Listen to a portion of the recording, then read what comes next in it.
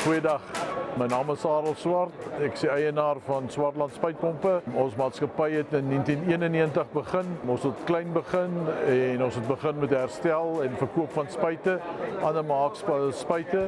So het ons gevorder. Ons bou en vervaardig ons eie spuitkarre. Ons voer spuite uit Spanje uit in. Al ons spuite is swaardiensmodelle wat ons bou, 13 mm dik tenke, 8 mm dik onderstelle, 6 ton aste en alle swaardienstyres wat ons opsit. Ons spuite word gebou soos wat ons kliënte wil hê, wat aanpas by hulle plaas en 'n omgewing. Ons assesseer hulle gewoonlik om te sê watter tipe grootte waiers hulle wil gebruik. Wat baie belangrik is, want van plaas tot plaas verskil die terrein, die tipe aanplantings, jou trekkers en jou toediening verskil baie. So ons pas ons masjiene by die kliënt aan. Ons voer spuite uit Zimbabwe, Mosambik, Namibië, Botswana en Zambië.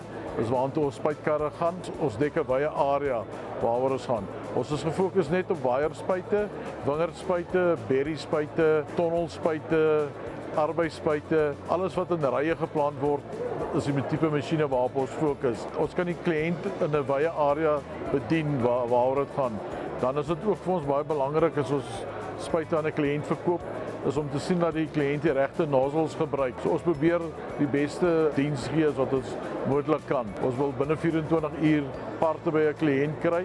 So vinnig soos wat koeriers vir ons dit daar kan kry, vir al die kliënte wat ver is, kan ons dit doen. Ons het ons eie diensspan onder in die Weskaap. So die manne in die Weskaap is redelik bederf. Ons kom na die plaas toe, ons neem sy spuit weg, diens hom en bring dit weer terug na die plaas toe. Vir enige navrae verder, kontak ons op ons webtuiste, telefoonnommers of kantoor. So ons hoop ons kan vir julle van verdere inligting en diens wees. Dit sal baie lekker wees om julle te kan help.